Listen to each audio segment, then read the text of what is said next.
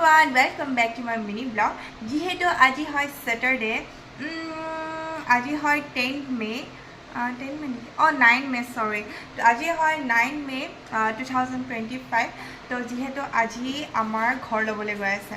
মানে আগতে বাৰু আমি লোৱা হৈছে আগতে বাৰু ঘৰ, বাট এই পাকা ঘৰটো যিহেতু বনাইছোঁ আমি, তো সেইকাৰণে মানে আজি ঘৰ ল'ব। যিহেতু আজি বহুত ভাল দিন, আগতে বাৰু বামুণ চামুণ অনা হৈ গৈছে, কিন্তু আজি মানে বহুত দিনটো ভাল আৰু খুব শুভ বুলি কয়।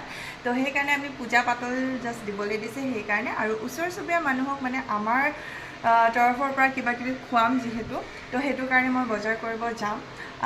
এণ্ড আমি মা আৰু মোৰ আজি মানে ব্ৰত আছে, যেতিয়ালৈকে মানে পূজা নিদিওঁ তেতিয়ালৈকে আমি মানে একো নেখাওঁ, আৰু যেতিয়া মানুহক খোৱাই হ'ব তাৰপিছতহে মানে আমি খাম।